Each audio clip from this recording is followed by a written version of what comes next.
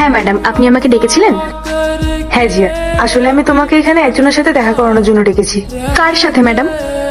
দেখো ওকে, ওর নাম গোপাল। ম্যাডাম, ও তো আমাদের কাজের লোক। হ্যাঁ, কাজের লোক ছিল, কিন্তু এখন আর নেই। মানে ম্যাডাম আপনি কি বলছেন আমি ঠিক বুঝলাম না। মানে ও এখন থেকে এই কোম্পানির ম্যানেজার। কিন্তু ম্যাডাম আপনার ম্যানেজার তো আমি, ও আপনার ম্যানেজার কিভাবে হতে পারে? তুমি এই কোম্পানির ম্যানেজার ছিলে, কিন্তু এখন আর নেই। আমি এক্ষুনি এই মুহূর্তে তোমাকে এই কোম্পানি থেকে বার করে দিচ্ছি। কিন্তু ম্যাডাম আমার ভুলটা কোথায়?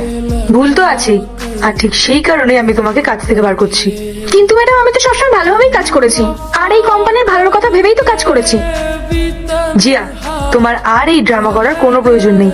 আমি সবকিছু নিজের চোখে দেখেছি আর নিজের কানে শুনেছি। ম্যাডাম প্লিজ আমাকে ক্ষমা করে দিন, আমি আপনার কথা বুঝতে পেরেছি। আমি আর এরকম কখনো করব না। প্লিজ আপনি আমাকে কাজ থেকে বের করে দেবেন না। ক্ষমা? আমি তোমাকে ক্ষমা করতে পারবো না। একটা মানুষ সারাদিন নিজে কাজ করে পরিশ্রম করে টাকা উপার্জন করে, আর তুমি ওকে উল্টোপাল্টা কথা বলতে থাকো। আমি সেটা কখনোই সহ্য করবো না। তুমি এই কোম্পানিতে অনেক উঁচু পোস্টে জব করো বলে তোমার অনেক অহংকার ছিল, তাই না? মানুষের কাছে যখন পাওয়ার থাকে না জিয়া, তখন সেই পাওয়ারটাকে ভালোভাবে ইউজ করতে হয়। তুমি সেটা করোনি, আর এই কারণে আমি তোমাকে কাজ থেকে টার্মিনেট করছি। ম্যাডাম, এটা আপনি কি কইতাছেন? আমার জন্য অন্য কেউ কষ্ট পাইবো সেটা আমি একদমই সহ্য করতে পারবো না। আমার জন্য কারোর কাম চলে যাবে এটা আমি মানতে পারবো না। এরপর কি হলো সেইটা দেখার আগে এই দুইটা ছবির ভিতর থেকে যে কোনো একটা ছবিকে ভালোবেসে থাকলে ভিডিওতে লাইক করে চ্যানেলটি সাবস্ক্রাইব করে দাও। আর যদি না করো তাহলে আমি বুঝবো তোমরা ছবি দুইটাকে ভালোবাসো না। আর কমেন্টে লিখে দাও আমি। ম্যাডাম, ওনার পোস্টটা না ওনার কাছেই থাক, আপনি ওনার থেকে কায়দা নেবেন না। আর তাছাড়াও ওনারা তো ওনার পরিবারের খেয়াল রাখতে হইব। কোন দেখো গোপাল, তুমি হাম্বেল হতে পারো, কিন্তু আমি পারবো না। আমি তোমাকে এই কোম্পানির ম্যানেজার হিসেবে চাই। এখন তুমি এই পোস্টটা অ্যাকসেপ্ট করবে কি করবে না সেটা তোমার ব্যক্তিগত ব্যাপার, কিন্তু আমি ওর মতন মানুষকে আমার এই কোম্পানিতে আর রাখতে পারবো না। ও যে ধরনের মানুষ না, ওর মতন মানুষ আমাদের কোম্পানিতে থাকলে আমার কোম্পানির রেপুটেশনটা নষ্ট হবে।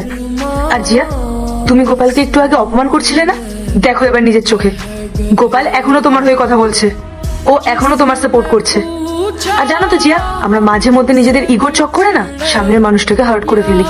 দেখো গোপালকে, ও কতটা ভালো মানুষ, ও তোমার জন্য কতটা ভাবছে এখনো।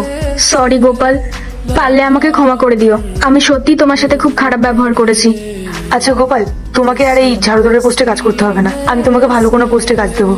ম্যাম, আপনারা অসংখ্য ধন্যবাদ।